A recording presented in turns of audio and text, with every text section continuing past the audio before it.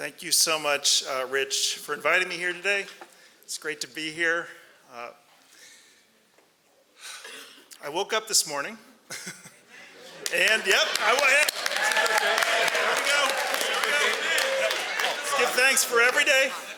I woke up this morning, and my phone has all these different text message threads on it. Some of them are talking about the Supreme Court decision on the Voting Rights Act. Others of them are coming through with this and that. There's a bunch of things that happen in the headlines. Did what I normally do, which is just try to breathe, push through it, think, all right, how can we make this backfire on them? What can we do? But still, it gets you down. And so I came down and snuck in, it was Jason McGrath's presentation in the back, and watched it, was blown away by the precision and the work that he's put in. And then I heard Rich go and talk about, again, with this precision, all the fronts where you can fight both at the legal and electoral sphere. I then attended a breakout on protecting Social Security, which was great. I had a lunch with Jim Cole and Kirk Gillenwaters, which will definitely get you fired up if you haven't had lunch with those guys, so do it if you haven't. Then I heard, of course, Secretary Treasurer Redmond, and then of course there's all of you. And I personally find that the best medicine in times like these is to be in a room of people who are united in common cause, who know how to fight back, who are fed up but fired up. And so for me, I already feel I've received so much to be here. It's an honor and a privilege, and now I hope I can give something back. So my work has focused on countering authoritarian governments, basically dictatorships around the world. I've done it for almost 25 years. And for the first 10, 15 years of my career, I looked at some of the worst authoritarian governments you can imagine, Russia, the People's Republic of China, the government of Iran, and others, trying to figure out how is it that everyday people can organize, unify, mobilize, and actually fight back using what I call tactics of civil resistance. Strikes, boycotts, protests, and other forms of nonviolent but powerful pressure that groups can come together and use. I looked at what researchers were saying about what worked, and I also had the privilege of working with organizers around the world, which is the best education you can get. I never went to graduate school for this. There was nowhere to even study it. I learned a lot from people around the world. And then over the last 10, 15 years, what I noticed is that more and more democracies around the world were breaking down. They were backsliding, and some of them were breaking down. They were struggling. And increasingly people were looking at that context, saying, how do we push back when our democracy itself is starting to fall? Our strategies depend on stable institutions, but the institutions don't seem stable anymore. What do we do? And so, fast forward, a little over 18 months ago, Trump gets reelected. And I decided that I wanted to leave my international work because I'm not going to watch a petty tyrant rise here and not push back. I'm just not doing it. And so I left to be in rooms like this, to be with you all, to be with people who are fighting back. And so again, it's a privilege and an honor to be with you. And what I want to share with you today is a bit about what we know internationally and from research about what works. And I think it's actually very complementary to what we heard earlier from Jason McGrath and Rich Fiesta, but it's sort of a different angle on it, a different cut on it, how we think about this. And so I want to share a little bit about the playbook for pushing back. So the first thing I want to do is talk about where we are now as a country and what are the stakes of this moment. Stakes could not be higher. I'll talk a little bit about that, drawing on some research. Then I want to talk about what it's going to take to turn the tide. What kind of strategies and tactics work when your democracy is in free fall, when it's getting attacked from the inside the way it is now? What kind of narratives work? When you have the kind of toxic level of polarization and division that is commonly created by autocrats who want to rise. They try to divide us. We know that. You know that from your work with unions and labor. It's the same thing. what kind of messages cut through? And then I want to talk a little bit also about the role of labor in revitalizing democracy, because labor has a central role. I mean, absolutely central. It's actually, labor's on a collision course with every dictator and autocrat. Sooner or later, they're gonna get in that fight. Because if they don't choose it, the autocrat will choose it with them. And so labor plays a really powerful role, and the sooner they get in fully, the better. And then the last, the number's wrong, but that's okay, is just a little bit about, okay, where do we think about how we get involved now for next steps? So where are we now and what are the stakes? There's a great study that came out a few years ago. It's an academic study. And the scholars who looked at it, they asked a few questions. First question they asked is, how stable are democracies? How stable are they? And for the purposes of the study, they counted the United States as a democracy. And I say that with full acknowledgement that the United States has not been equally democratic to everyone, that there are people in the United States who live under much more authoritarianism than others, that the United States has its own problems with corruption. So the United States has all kinds of problems, but for the purposes of the study, they included the United States in sort of the democracy category along with a bunch of other countries. So when they look at over 120 years of data from 1900 to 2019, how often did democracies backslide? Were they stable, or did most of them start to erode, where you saw attacks like we're seeing now? Rule of law, judges are being attacked, rights are being attacked. We got a Supreme Court that is actually doing the bidding of an authoritarian. Voting's being attacked. How often does that happen systematically several years in a row? That's democratic backsliding. You know what they found? It's very rare. How rare? On any given year, a democracy only has a 2 to 3% chance of experiencing democratic backsliding. So what this tells us is that democracies, they ain't perfect. We know that. The rules are not always fair, but they tend to be stable and predictable. And the promise when you have stable elections, stable legal institutions, is that when you organize over time, you can start to push them to get them better. We can debate about how true that has been in recent decades in the United States on certain things, but that is the promise of democracy, that there's going to be some kind of a floor. Okay, so then the researchers ask another question.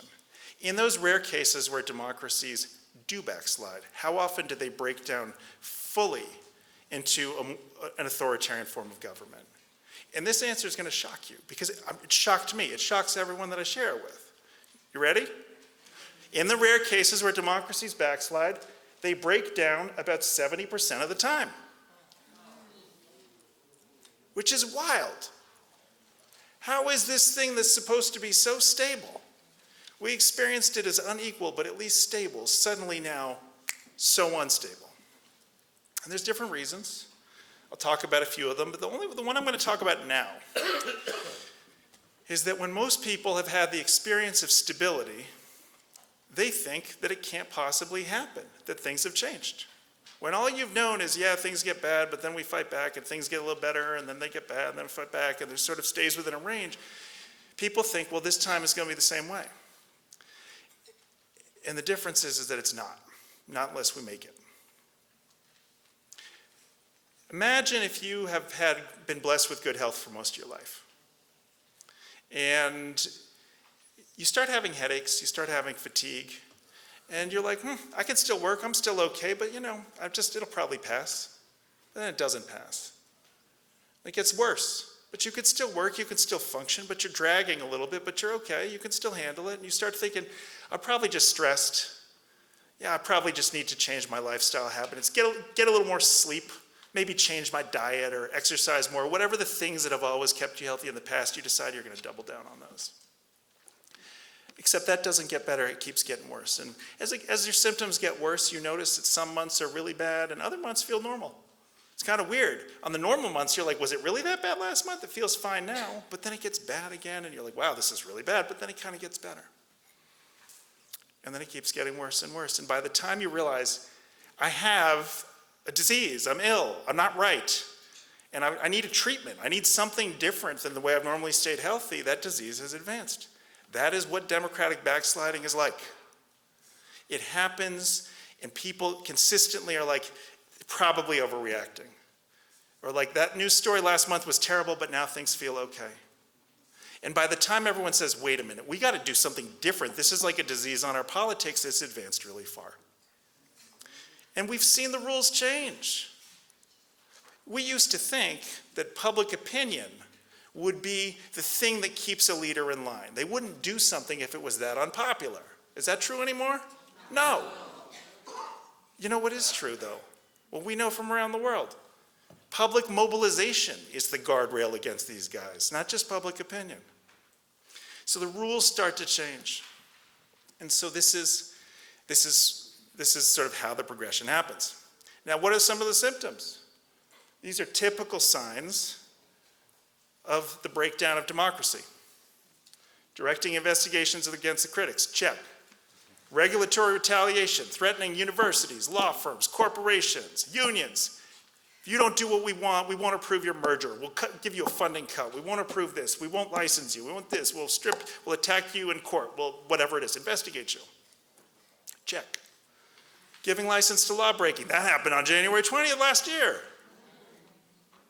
Right? Check, check, check.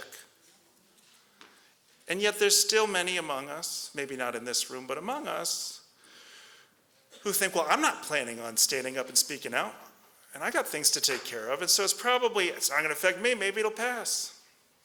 Here's the thing we know about authoritarianism. It doesn't get better by itself. It's not like fuel that burns out and then it kind of goes down. It only stops when we stop it. And so here's what the research tells us. When you compare a democracy versus an authoritarian government, on average, democracies have better gender equality. Democracies have, on average, higher economic growth than authoritarian governments. Authoritarian governments are about 3 times more likely to experience an economic crisis than a democracy because they mismanage their economies. Sound familiar? Democracies have much higher social safety net spending. One of the first signs you're slipping into authoritarianism is that a lot of them start shredding the social safety net. Democracies invest more in infrastructure and public goods.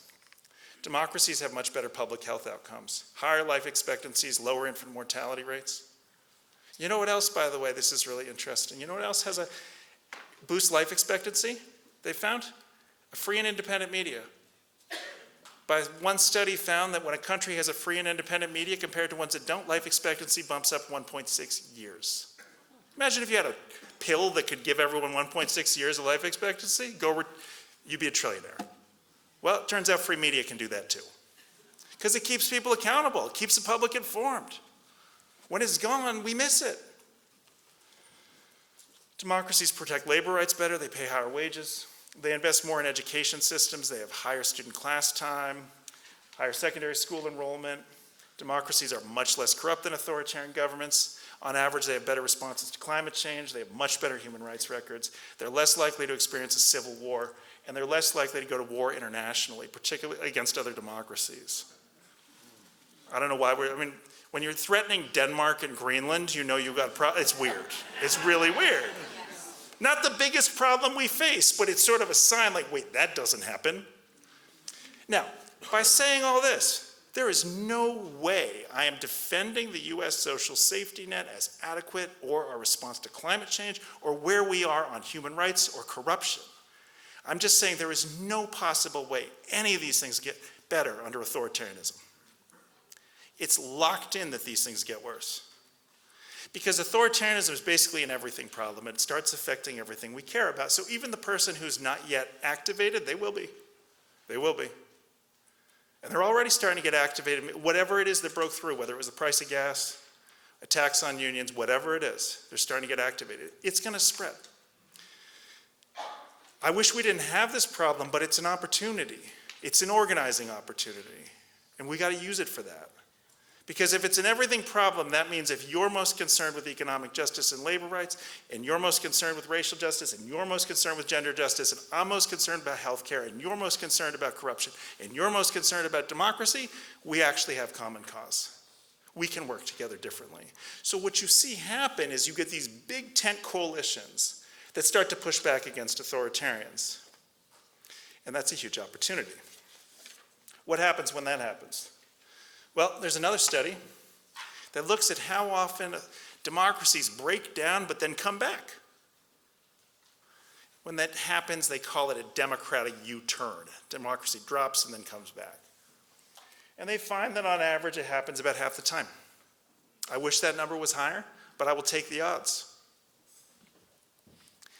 And the key thing, and this is really what I want to emphasize to you all, is that this is a contest. The future's not written yet. The real question we need to ask is how do we boost those odds as high as possible? What are the rules of the new game? How do we play it? And how do we win?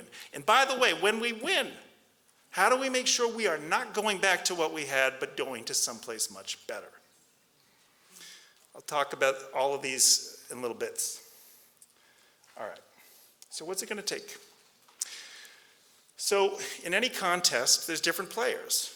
Here we have an aspiring dictator and his enablers. We have federal civil servants, the judiciary, state and local governments. In many countries, there's multiple opposition parties. In the US, there's one major opposition political party. Civil society, everything from ARA to unions to faith communities, school PTAs, civic associations, universities. And then the business community. I could list more. I could list the military and others. I'm happy to share these slides out too for y'all who are taking pictures. You're welcome to take pictures, but I'll share the slides out too. Absolutely. I know information's just going to keep coming.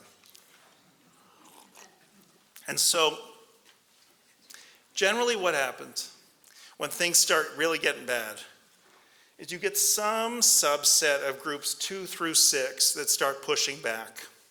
We've seen federal civil servants start to push back. We've seen some judges actually do quite good stuff. Even judges we may not agree with on most things, some of them, not our Supreme Court, but others are stepping up. Some state and local governments are, not all of them, but some of them are, and so on. Now, the way we normally play the democracy game is we stay in our silos. We stay in our issue area with our people, and we march and try to form a narrow front and just get that legislation through or whatever it is that we need. I'm not saying that is not important. It is important. You've got to start organizing where you are. Wherever your constituency is, that's where you start organizing, but it's not where you end organizing. Because the key thing is that when we fight separately, we lose, and when we fight together, and I mean big together, we win. We have the power. So that's why it's a team. When I talk with labor unions, I say, build your unity within your union, then build that real solidarity that Secretary Treasurer Redmond was talking about, but then don't even stop there. Build that solidarity with other unions and then build it with faith communities. And then actually, if a judge takes a courageous stand and is attacked, see if you could stand with them. We remember in Georgia in 2020 after the election, Shamos and Ruby Freeman were attacked by the president, got death threats. They needed backup. It's going to happen again, guaranteed. Who's going to have their back? So suddenly, we see that there's actually so many fights. We can't be part of all of them, but we are called to do more and more to build that solidarity by showing up and building those bridges. We are building a team. That is how we win, ultimately. It's not exclusive with doing that, organizing as ARA that you do best. It is just in addition to it. And then there's this other group, the business community. The business community is obviously big, it's diverse, everything from Fortune 500 companies to local businesses. Local businesses actually are starting to mobilize. We've seen chambers of commerce in cities where ICE and the National Guard have been deployed that have come out with really strong statements. So we want to keep a hand to those small businesses and actually see them as allies. The larger businesses are tougher. And we don't need them on our side to win, but we can't completely write them off either, even though I know, speaking to a labor audience, that feels challenging. Some of them are just in it to get rich from this autocrat, and they're not going to stand on principle, and we'll deal with them later.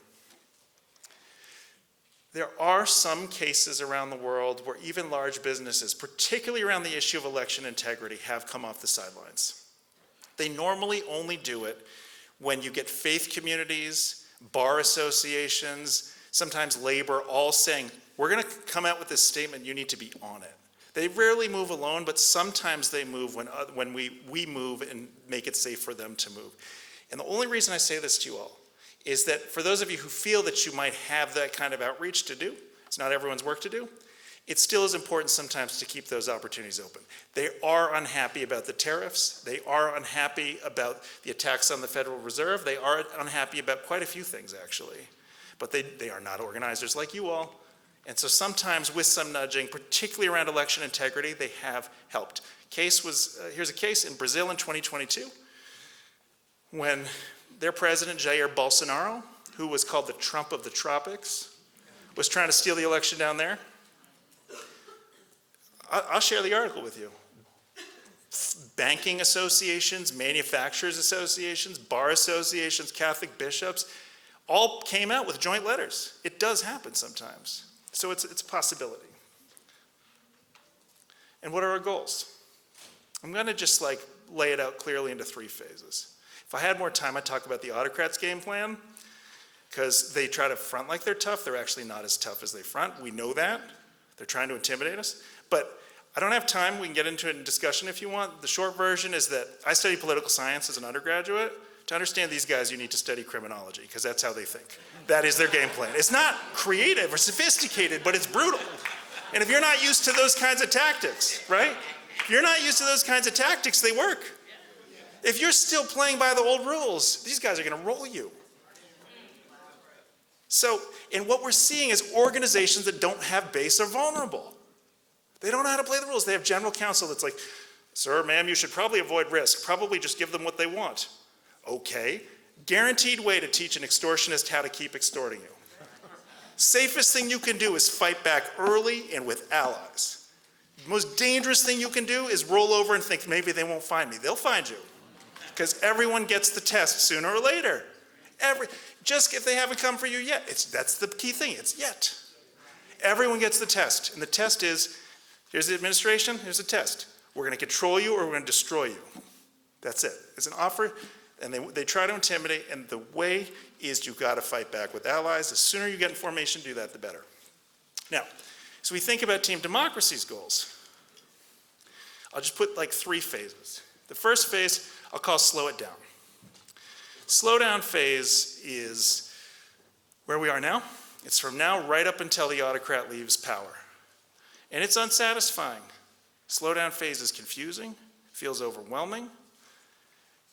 If there was a military occupation that was moving, you're trying to slow it down in order to stop it. But during slowing down, they're still advancing. It feels demoralizing.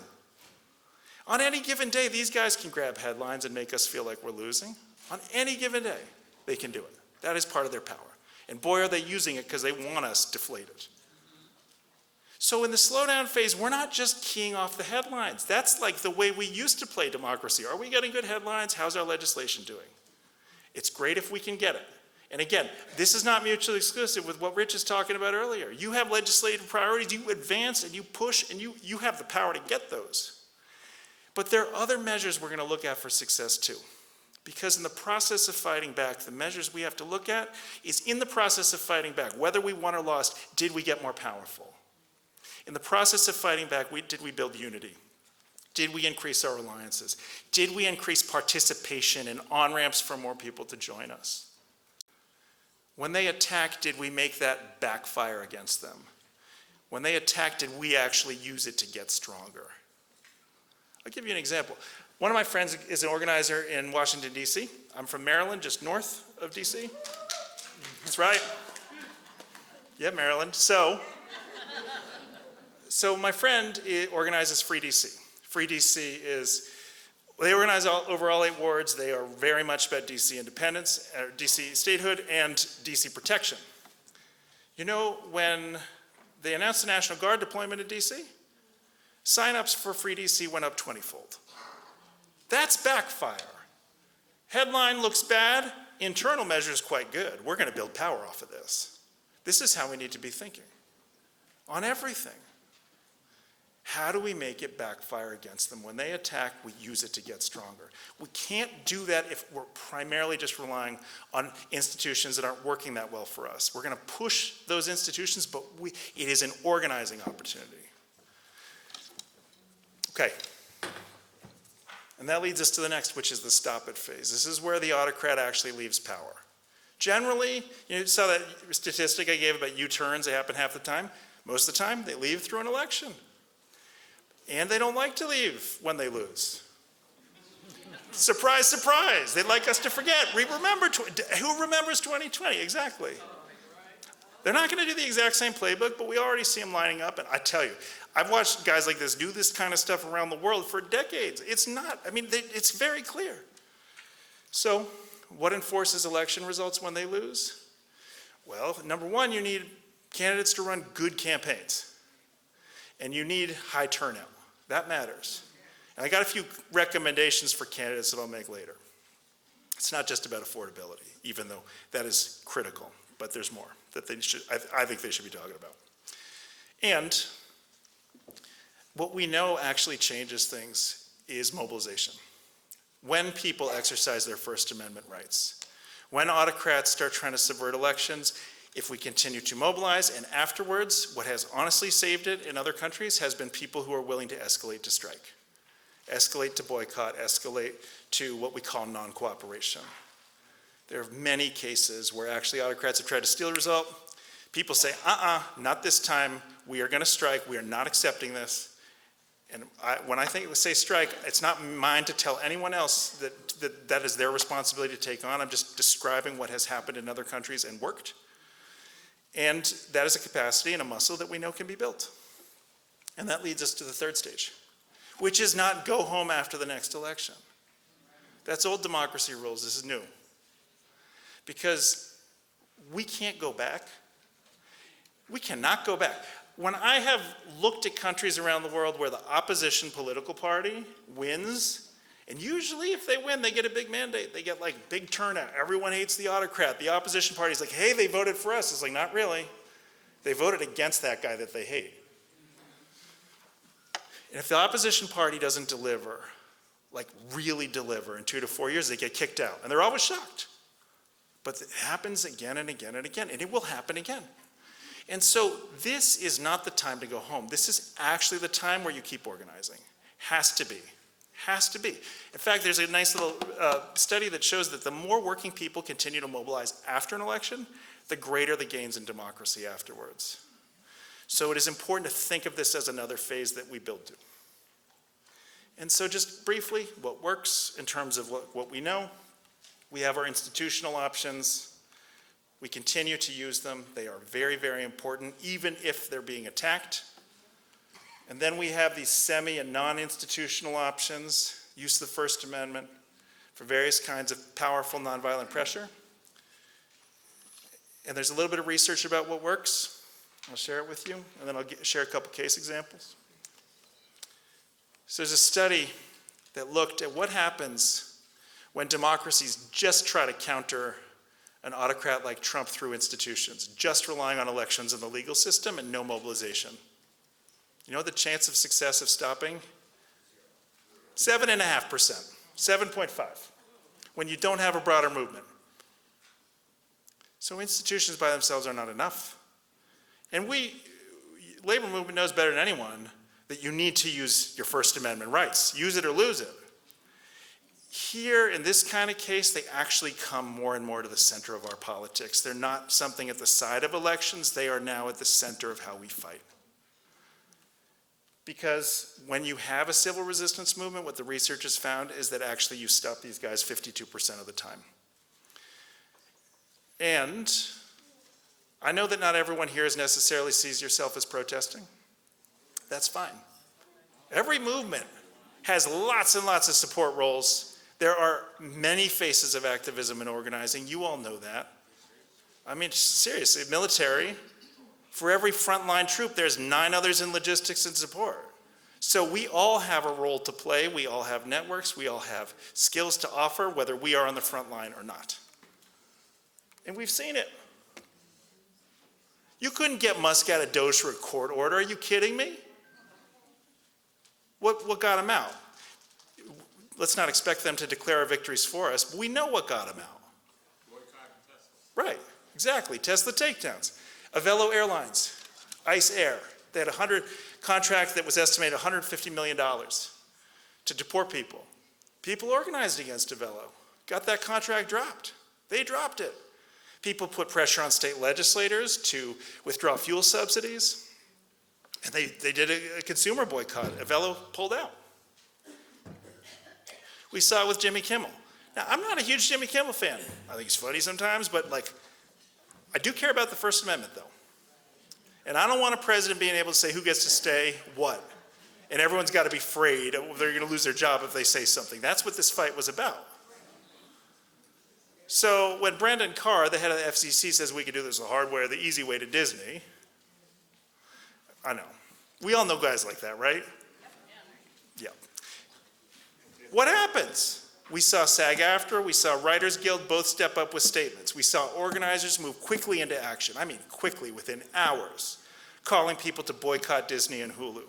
We saw the ACLU get 400 people who are like entertainment creatives to start signing petitions. We saw influencers who got organized to back away from Disney. They didn't just do it by themselves. And what we saw after just a short period of time was 1.7 million unsubscribes. Let's put a dollar amount to that. So if your average Disney Plus subscription is $15 a month, times 12 months a year, that's $180 per person. 1.7 million unsubscribes times $180 is about $300 million. That looks like it showed up in about a week. And by the way, throughout October, they kept losing more people. You want to change the boardroom conversation? That's how you do it. So this kind of stuff becomes more and more important because every time they punch and we punch back, and we punch harder, we teach them a lesson. And so it is the best way to deter them. The Twin Cities also taught them a lesson. They didn't pull out completely with ICE. Again, they're not going to be like, oh, we lost, we're retreating. But we can see signs of a disorderly retreat. This was not part of their plan. This is a GOP candidate who supported ICE in Minnesota, dropping out of the race, talking about how he can't support the deployment there. Okay, and then we see Noam starts blaming other people for problems. Senate starts going after Noam. ICE pulls out of Maine. And then you see this. After Alex Preddy was killed, there's a training. Who wants to do the same job Preddy was doing? 87,000 people signed up. That's backfire. You attack one, we got 87,000 more that would take their place. And so this stuff matters. Now, unions play an incredibly important role in these kinds of movements. There's basically no other player usually on team democracy that combines all these different attributes. Unions are one of the few players that can be a movement and decentralized and localized, but then when they need to be hierarchical and negotiate, they can do that too. That is rare for groups to be able to do both, and unions can. So unions have this combination that they bring. And what we know, there's just a little bit of research on movements fighting dictatorships. The ones that had national trade unions working with them won 83% of the time. The ones that didn't only won 29% of the time. Organized working people is a difference maker here. Okay, how am I doing on time? Probably way over. Should I keep going? Just a couple more? All right. Okay, I got a couple videos, so you'll get a break from me talking. Videos are good. All right, so as we think about what's our narrative, what's going to break through this toxic polarization, we understand, of course, that the situation we're in the United States has that in common with every other situation where democracy broke down.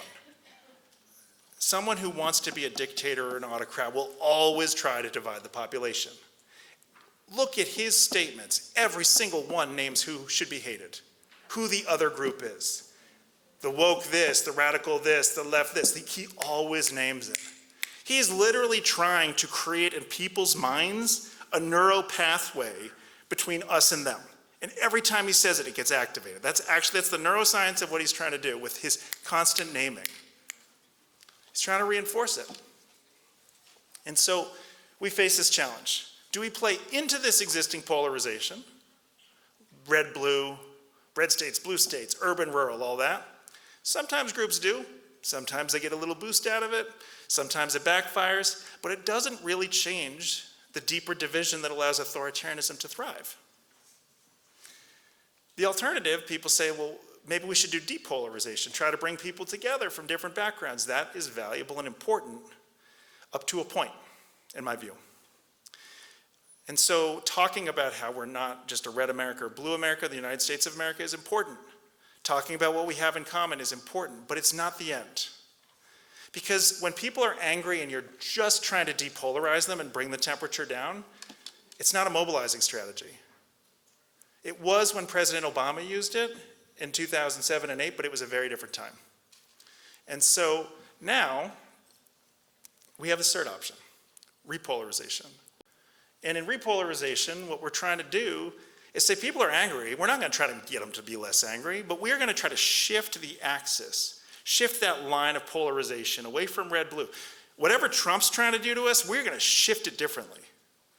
Yeah, let's all depolarize and form a big group so that we can fight them. So we depolarize only in order to repolarize and fight a new group. And what's that group? Well, billionaires. Class-based repolarization is an opportunity we have, and I know you in the labor movement know this and have worked with this for a long time, and you are right. And now is the single best time I've ever seen in my life to run with it. And when I say class-based, I want to be very clear. I'm not talking about class in a way that I want to marginalize important conversations about race and gender and other forms of disparity and discrimination in ways our system has failed people. What I'm saying, though, is that a container, an overarching we around those of us who work for a living or who worked for a living, and those who are trying to buy and sell our system and make it respond only to them, that is a polarization we can lean into. This here is a graph of wealth inequality in the United States. This came out in October 2024 by the Biden administration, put out by the Congressional Budget Office. That thin brown line at the bottom, that represents the wealth held by half of Americans, half of our fellow Americans, that thin brown line. That's 50% of the country, 170 million people. You know how much wealth they control? Right now, if you look at their bank accounts, 3%. For half the country. If you measure it differently and say, okay, what about the benefits that they may receive through Medicare, Social Security, and other obligations that have been made? You can measure their wealth at 6%, but that's it. Half the country controls 3 to 6% of the wealth. Were they doing better in the 1980s? Not really. It's generational poverty. This is what democracy in the US has produced. We could talk about what democracy has achieved and be happy about it, and we could talk about the highest values that we stand for, and we also have to recognize that this is one of the several key failings of our system. And no one wants to go back to a system that produced that. Actually, the rich would, but the rest would not. So when we talk about protecting democracy, we have a little bit of a messaging problem. People don't want to go to a system that led to this. If you look one step higher, that 51st to 90th percentile, they control 20 to 30% of the wealth, a little bit less, and those folks, we know, are one job loss away from also falling through. That's precarious. The central experience of most Americans is I am poor and I can't make it, or I'm so precarious that if bad luck strikes, there's a trap door under me, which takes its own toll on your health and your family life. There's an opportunity for a massive repolarization. Not everyone's going to come along with it. We don't need everyone, but there is this moment, because what you don't see on that chart is that the top 1% now control about 1/3 of US wealth. 1/3. And so this leads to the second challenge when we talk about narrative. If we got a big us and a very small them, where are we going? We've got to talk. The Democratic Party is going to talk about going back. They're going to say, well, we're going to do it differently. Elect us. We're not as corrupt as that guy. It's people versus billionaires. This is our agenda. We're going to get it for you. Really? Really? With how billionaires comprise 19% of campaign contributions in 2024. And that system is, you think if economic justice was possible to the extent that we need it, that wouldn't have been done by now? But of course that system is not working very well. It's stacked against us. There has to be an element of unrigging the system here. With Supreme Court playing goalie for the wealthy, you get through everything through Congress and you pass it in the Supreme Court, it's like, not so fast. We're not going to get it through the where we need to unless there's some changes to the Supreme Court, in my view. There needs to be a deeper level of change. Ultimately, it probably doesn't make sense to have two political parties in this country anymore, if it ever did. I'm not advocating for third parties now. Our system makes it very, very difficult. There's an argument about spoilers, wasted votes for third parties. I don't think we need third parties now. I do think we need a system and move towards a system where we can get more voices, because guess how many people didn't vote in the last election? 90 million. A lot of people feel politically hopeless or just feel I'm homeless politically, or the system's not going to work for me. So as we talk about economic justice, as we talk about the agenda of the billionaire class, as we talk about the fact that we cannot be divided and ruled anymore, it's important to also talk about taking on a system that said it was okay for you to be so poor to begin with, that said it was okay, that made it possible for you to lose your job to begin with. And by the way, that system right now is being tested again, and unless we push like hell, AI is going to be the next wave, as we know, that attacks working people. It's not just AI. It's not just Trump. It's that the system lets them sell you out to AI. So it lets them sell you out to billionaires. So you've got to center some aspect of that in the way we talk. And that has the potential to be bigger than red and blue. That actually has the potential to be a big we. It's taking our system forward. You look at the percentage of Americans who trust government to do the right thing. This is a trailing survey from Pew Research. In the 1960s and 70s, the percentage of Americans who said that they trusted the government in Washington to do the right thing most of the time was 60 to 70%. After the financial crisis of 2009, it dropped to 20 to 25% and has not recovered for 16 years. Latest rating on that from last September, 17%. Until people feel that government's working for them again, we are going to be vulnerable to fascism and authoritarianism. We need to restore that confidence, and that is a longer-term project than any one election. Confidence in the Supreme Court is at all-time lows. People hate Citizens United, Democrats, Republicans, and independents. 60% of Americans saying they now would like more than two parties. This is a bigger moment. We understand the rules we used to have. We continue to play by those rules, but we also expand the playing field because there's more at stake, and there's actually also more opportunity right now. And so I want to share with you, because my time is so short, I'm just going to share with you one example of this kind of narrative that I'm talking about. And this is an example from the United Kingdom. In the UK, they have multi-party democracy that's different than ours. They can have third and fourth and fifth parties, and they don't have the spoiler effect that we have. And there's a party there called the Green Party. And the Green Party, it has doubled in its popularity in the last year. It's been surprising because there's been no major elections, most people not tuning into politics, but they've doubled their popularity. And they've done it through developing rhetoric and speeches that do this repolarization. So what I want to show you here is Zach Polanski, who's the head of the Green Party. In England, they have a radical right party called Reform Party. It's like MAGA. They have significant wealth inequality. They're democratically backsliding. They have a highly diverse society. They also have a lot of xenophobia against immigrants.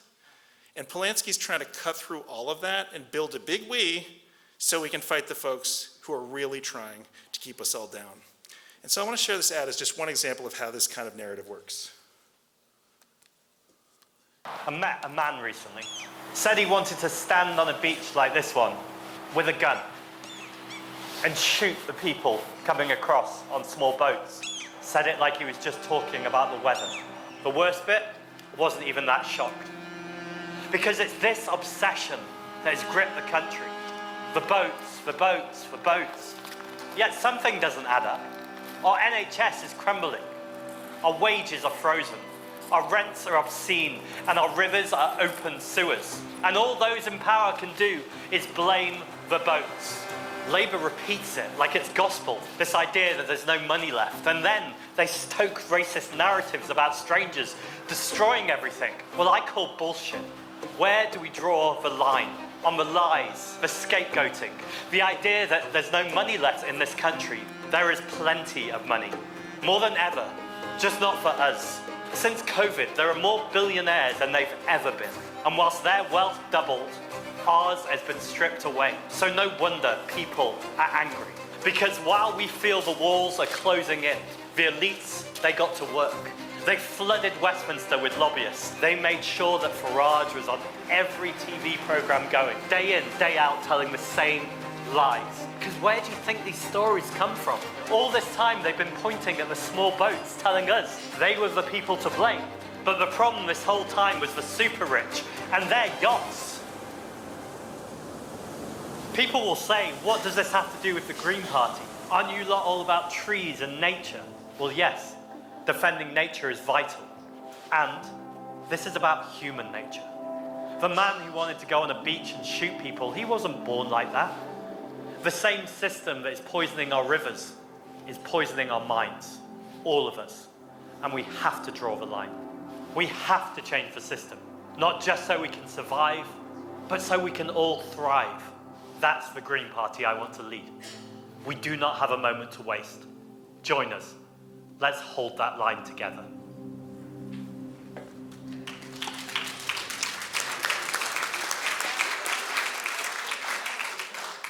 So there's more to say, but I think I'll close there. I think we can see there's many ways we can talk about our affordability crisis. And I think some get us to a very different place than others. Some are more power building than others. And this kind of rhetoric is the kind of rhetoric that I see work over there. And I'm like, okay, I think there's opportunity here. I think there's possibilities. So again, I want to thank you. I think we have 10 minutes for question and answer and discussion. So let's open it up. Take about three or so questions. If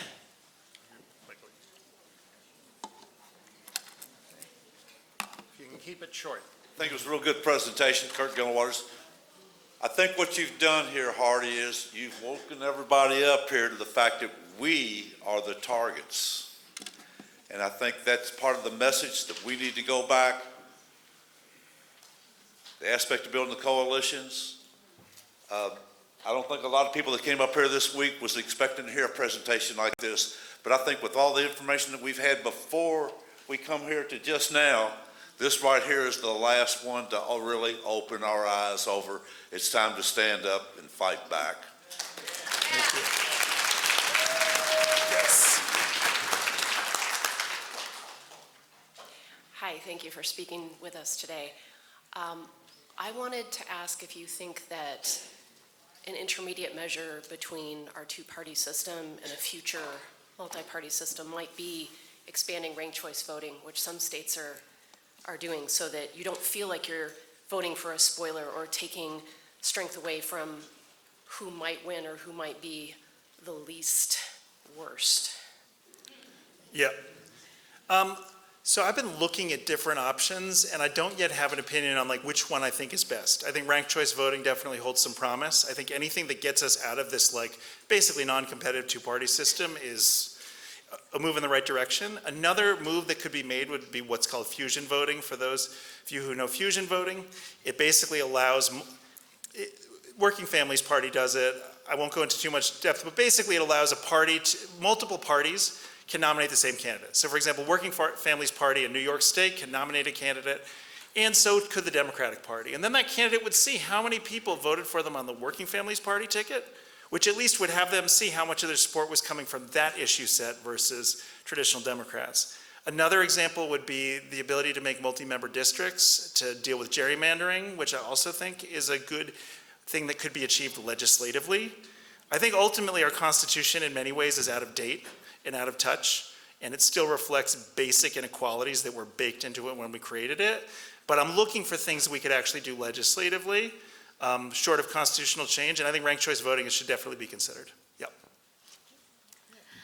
Hi, I'm talking about a guest essay that was put in the New York Times, I think last week. I don't know if you had a chance to see it. It was about how us seniors are going to bring the downfall of democracy in the United States because we have too much control, we have too much say.